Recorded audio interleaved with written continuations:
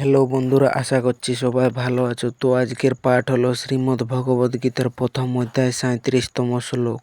তাহলে চলো আর দেরি না করে শুরু করি। শ্লোকটি হলো ওস্মানারহা বয়ং হন্তং ধাতরাষ্ট্রাং শোবান্ধবান স্বজনং হি কথং হত্যা সুখিন শ্যাম মাধব।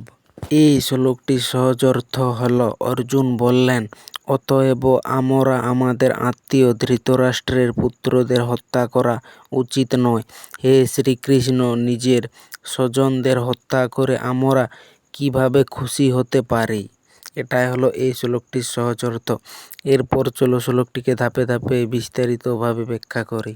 শ্লোকের প্রথমে রয়েছে ওস্মাদ ন অর্হা বয়ং হন্তম। এখানে ওস্মাদ মানে হলো তাই বা অতএব, আর ন আরহা মানে হলো উচিত নয়, আর বয়ং মানে হলো আমরা, আর হন্তম মানে হলো হত্যা করা।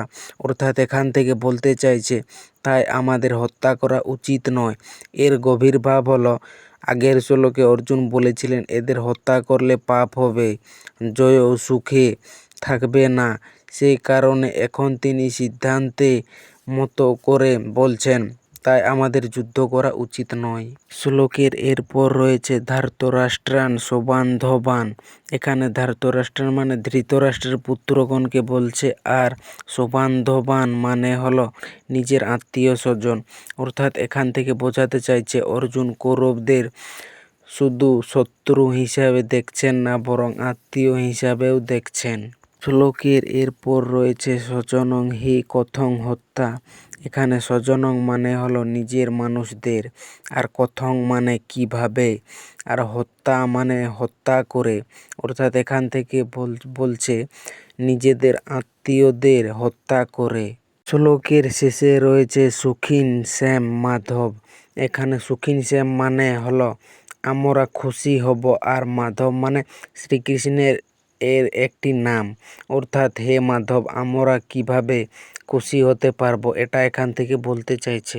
এই শ্লোকের মূল ভাবটি হলো অর্জুন মনে করছেন আত্মীয়দের হত্যা করে কোনো সুখ পাওয়া সম্ভব নয়। রাজ্য বা জয় পেলেও মনে শান্তি থাকবে না, তাই তিনি যুদ্ধ থেকে সরে আসতে চাইছেন। এর আগের 36তম শ্লোকে অর্জুন বলেছিলেন এদের হত্যায় পাপ হবে, যদিও এরা আততায়ী। এই 37তম শ্লোকে অর্জুন আরও এক ধাপ এগিয়ে সিদ্ধান্ত পৌঁছালেন, বলছেন তাই এদের হত্যা করা উচিত নয়। এই শ্লোকের তিনটে গুরুত্বপূর্ণ দিক। প্রথমটি হলো ওস্মাত। ওস্মাত মানে এই কারণে বা সুতরাং। অর্জুন এখন যুক্তির একটি শৃঙ্খল তৈরি করেছেন। এরা আমার আপনজন, এদের হত্যায় পাপ, তাই এদের হত্যা করা উচিত নয়। দেখতে এটা একটি সুসংগঠিত যুক্তি, কিন্তু এই যুক্তির মূলে আছে মোহ, তাই পুরো যুক্তিটাই ভুল ভিত্তির উপর দাঁড়িয়ে। দ্বিতীয়টি হলো শোবান্ধবান মানে আপন বান্ধব। অর্জুন কৌরবদের শোবান্ধব অর্থাৎ নিজের বন্ধু বলেছেন। এটা অত্যন্ত তাৎপর্যপূর্ণ। এরাই পাণ্ডবদের রাজ্য কেড়ে নিয়েছে, দ্রৌপদীকে অপমান করেছে, বনবাসে পাঠিয়েছে, তবুও অর্জুন তাদের আপন বন্ধু বলছেন। এটাই মোহের শক্তি। মোহ শত্রুকে আপনজন মনে করায়। তৃতীয়টি হলো কথং হত্যা সুখিন শ্যাম। এর মানে হত্যা করে কিভাবে সুখী হব। এটা অর্জুনের সবচেয়ে মানবিক প্রশ্ন। আপনজনকে হত্যা করে কি সত্যি খুশি হওয়া যায়? এই প্রশ্নটা গভীরভাবে সত্য, কিন্তু এখানে একটা ভুল আছে। অর্জুন ব্যক্তিগত সুখকে কর্তব্যের মাপকাঠি বানাচ্ছেন। কর্তব্য পালনে সবসময় ব্যক্তিগত সুখ আসে না, কিন্তু তবুও কর্তব্য পালন করতে হয়। এই শ্লোকে মাধব নামের তাৎপর্য। অর্জুন শ্রীকৃষ্ণকে মাধব বলে ডাকলেন। মাধব মানে লক্ষ্মীর পতি, মধু বংশের জন্মগ্রহণকারী। এই নামের একটি গভীর বার্তা আছে। লক্ষ্মী হলেন সম্পদ ও সমৃদ্ধির দেবী। অর্জুন যেন বলেছেন তুমি লক্ষ্মীর পতি, সমৃদ্ধির দাতা, তাহলে এই হত্যায় কি সত্যি সমৃদ্ধি আসবে?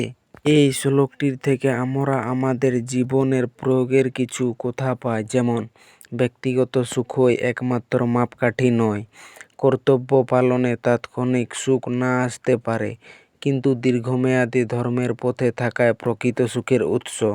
আর দ্বিতীয়টি হলো মোহশত্রুকে বন্ধু মনে করায়। যারা আমাদের ক্ষতি করেছে তাদের প্রতি মোহ ধরে রাখা বিপজ্জনক। ভালোবাসা ও মোহের পার্থক্য বোঝা জরুরি। তো বন্ধুরা, এই ছিল শ্রীমদ্ ভগবদ্গীতার প্রথম অধ্যায়ে 37তম শ্লোক।